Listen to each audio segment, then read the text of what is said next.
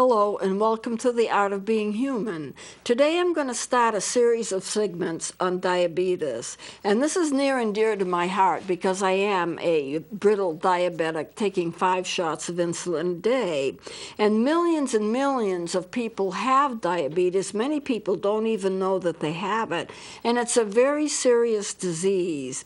And we need to cover that because it can affect your personality. It can affect your entire life. And I've been asked by several people to do series on diabetes, and of course I'm very familiar with it. My father died of complications of diabetes. My great-grandmother lost one of her legs due to diabetes, and so it's kind of in the family, both in my mother's side and in my father's side. So just to kind of give you a heads up, if your parents are diabetic, then there's a 50% chance that you are going to be diabetic. It's rather high, but that's what it is, especially if your father is a diabetic. It seems to be more prone if your father is a diabetic that you will have it than if your mother has it.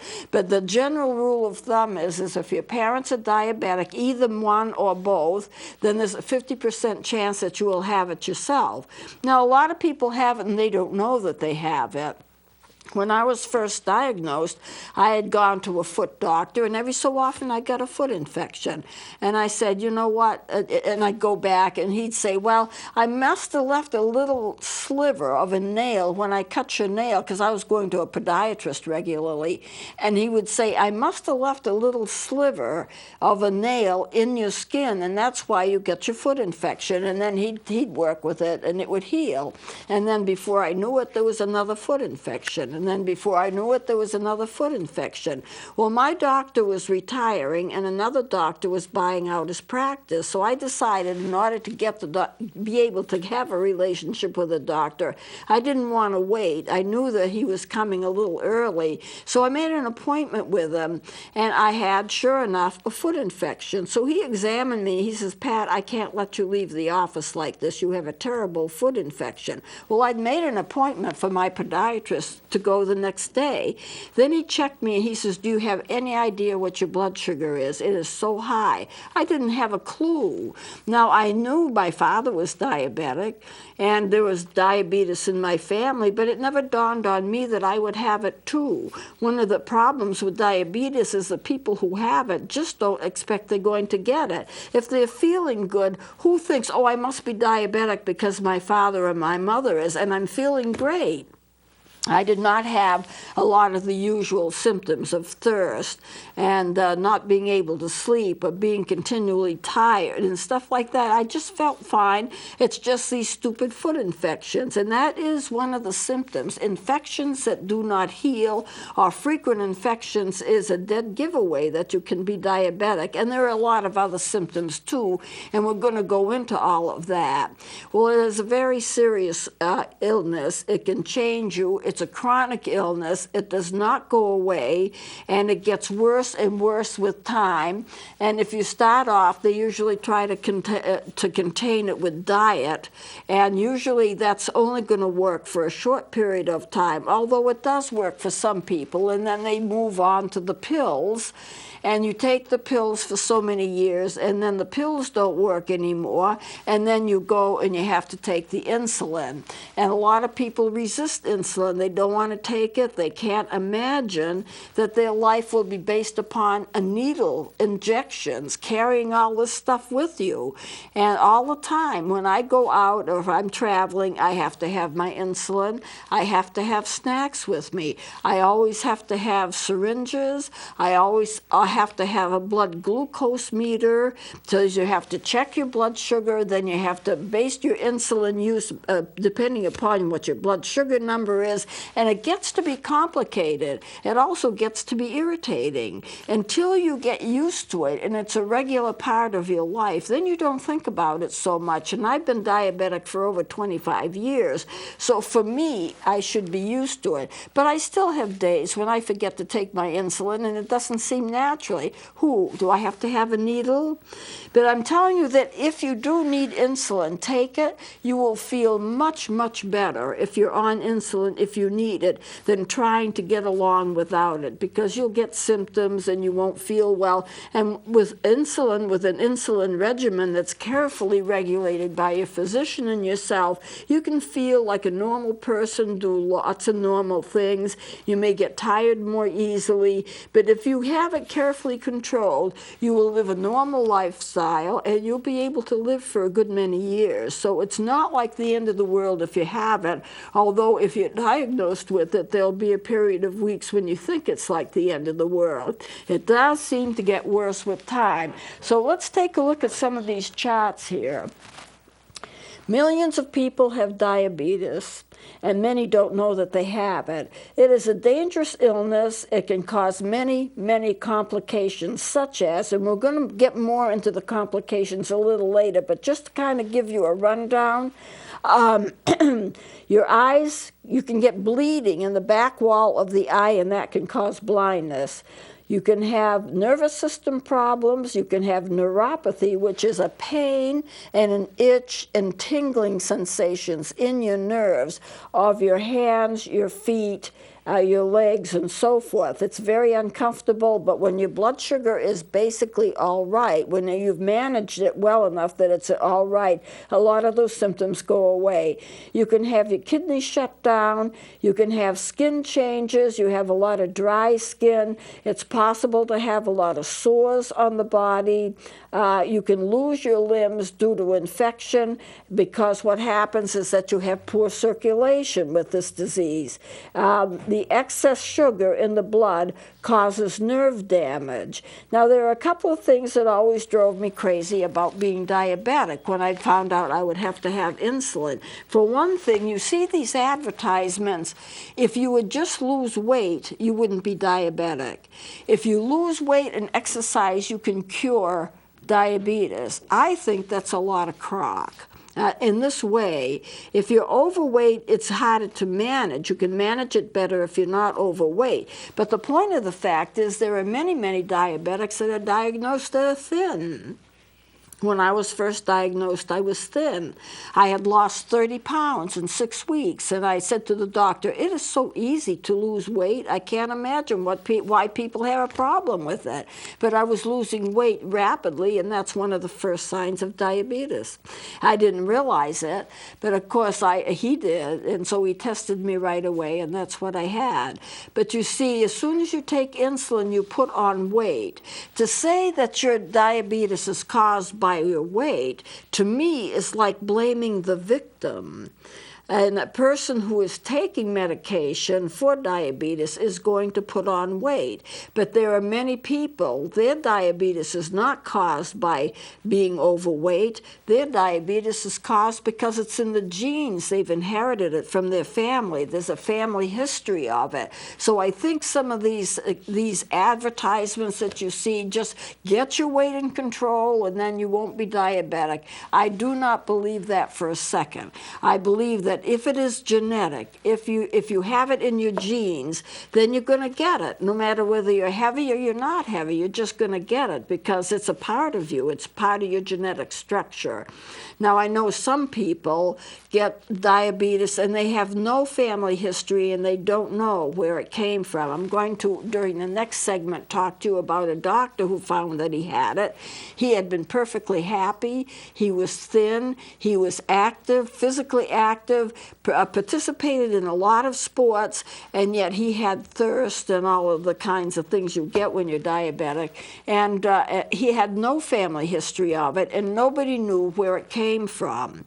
There is also the possibility of having the flu. I don't know if you realize this or not, but if you have the flu or some kind of a viral infection, it can settle in the pancreas and it can damage the cells that produce the insulin, and as a result of that, you can be a very serious diabetic, basically getting it as a side effect of the flu. But if it doesn't if it doesn't settle there, if it doesn't damage the pancreas, then you go through the flu like everybody else. You get better from it, you're fine. So at any rate, it's a complicated situation, but a lot of people have it, and I don't like the fact that people are told all the time that if you just lose weight, you wouldn't have it, because I don't believe that for a fact. The other thing that bothered me a lot is the fact that when I first had to take insulin, that my doctor called it a disease. And I thought to myself, it's not a disease. A disease is caused by bacteria and viruses, like you catch a cold or you get the flu or something like that. But it is considered to be a disease. And I started thinking about it. I thought of it as like a condition. Your pancreas isn't working, that's a condition. How does that become a disease without some kind of a viral attack or some kind of a bacterial attack? But you see, we call mental illnesses diseases. Schizophrenia is a mental disease. Well, what's a disease then? So I checked into it.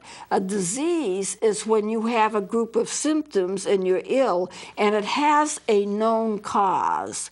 Mental illness has a known cause. If you're schizophrenic and you have schizophrenia because the neurotransmitters in your brain aren't working right, the biochemistry isn't right, then that's a known cause of the illness. So therefore, they classify it as a disease. It doesn't have to be caused by something that's a virus or a bacteria.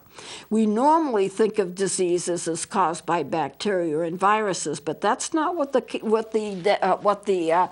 definition of disease is. Disease is a set of symptoms and illnesses, but it has a known cause. Then it's a disease.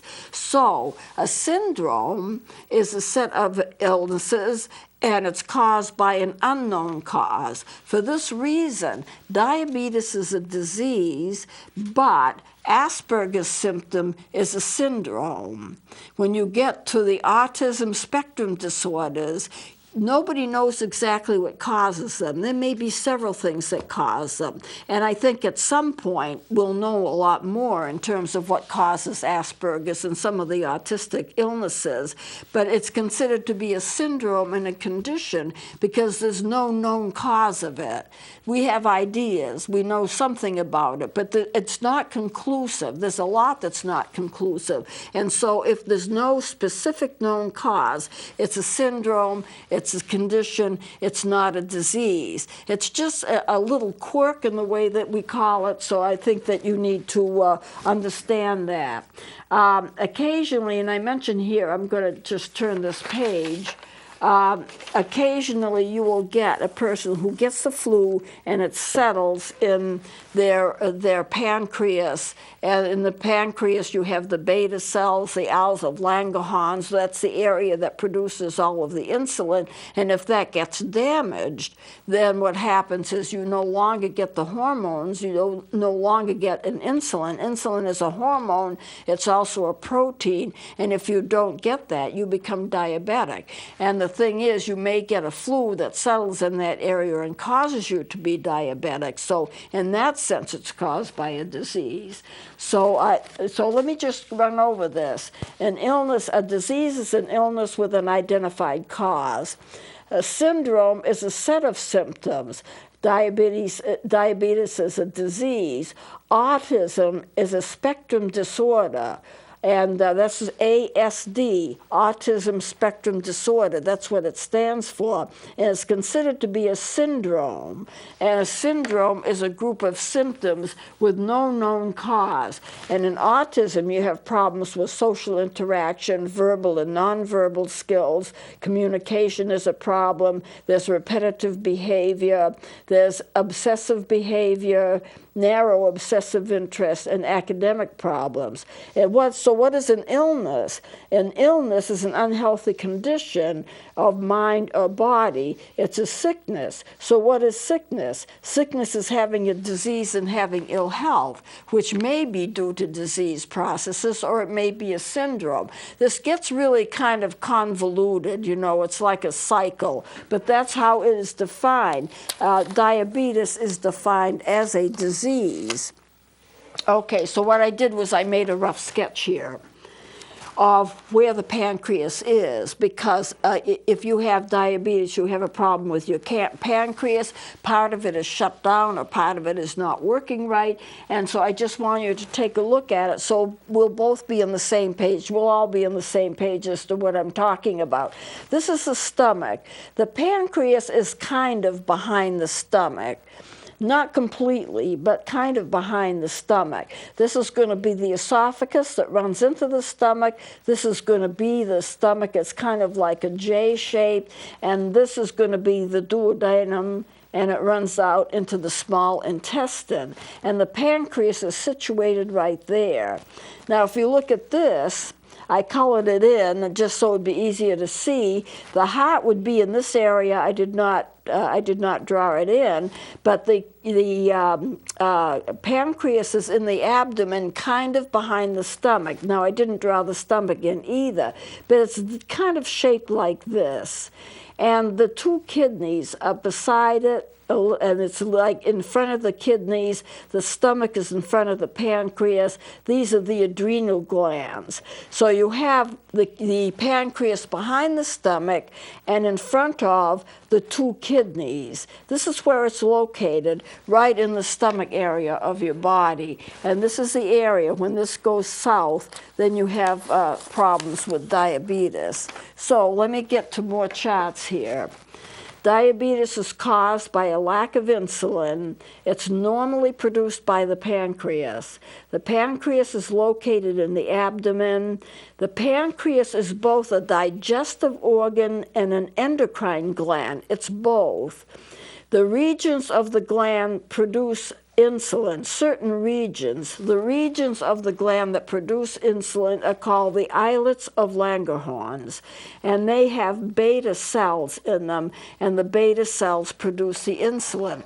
If anything happens to the beta cells and the beta cells are destroyed, then you're not going to get the insulin that you need. Or if you have diabetes, it may just slow down and stop. It may not be a dramatic, it stops right away. I want to, at some point, discuss hypoglycemia with you. Hypoglycemia is a precursor of diabetes, and it's kind of like the opposite. If you have too little insulin, and your blood sugar gets too high, you're diabetic. If you have too much insulin and it uses up the sugar in your system too fast, so your blood sugar drops, and it drops fairly rapidly, that's hypoglycemia.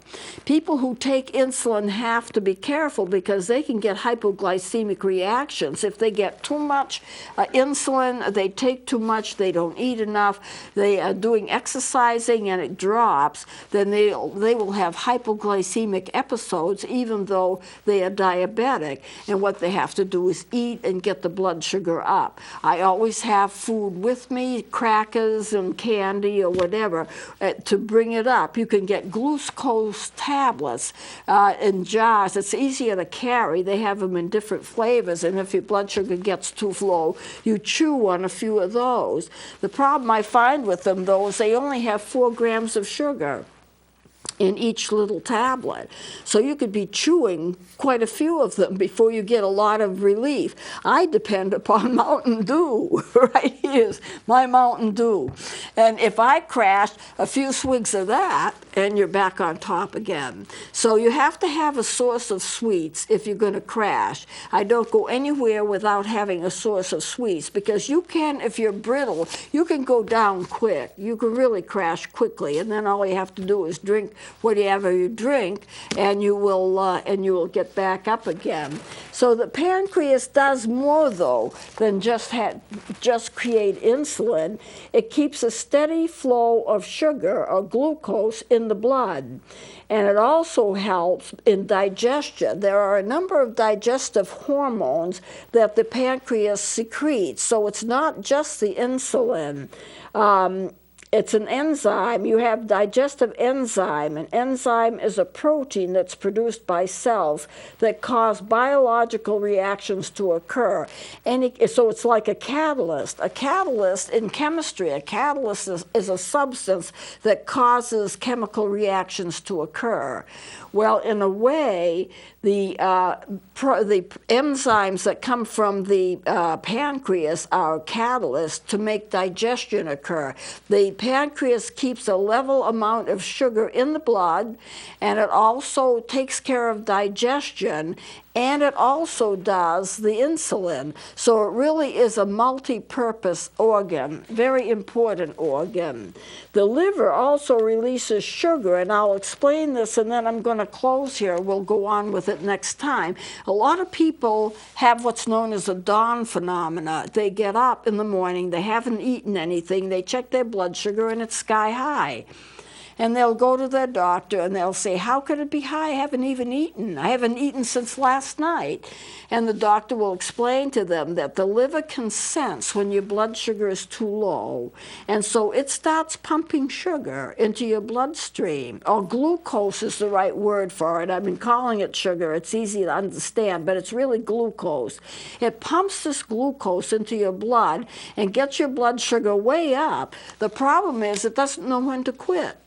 Normally, the pancreas would stop it. But if the pancreas isn't working, then the pancreas can't stop it. So it keeps pumping the old sugar in your system and gets your blood sugar very, very high, and you haven't even eaten. So if you are a diabetic and sometimes you have real high sugar and there doesn't seem to be any explanation for it in terms of what you've eaten or what you've done, then it may well be that you are experiencing the liver putting sugar in your system because it senses that you're too low, and it's doing it on its own, but it just can't quit on its own. It doesn't have that ability to know, and it can't do it. Normally the pancreas would. So that's the dawn phenomena.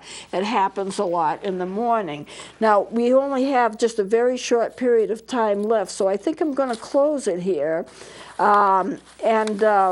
We will next time continue with diabetes, and I will explain a lot more to you than I've explained today. It's interesting. It's a difficult disease. Millions of people have it. It can really do things with your personality and with your mood and how you adjust to things. And so it is something that we really need to look into. Plus, I've had several people ask me to do it, and I was planning to do it anyway. So we'll continue with this next time. Please join me then.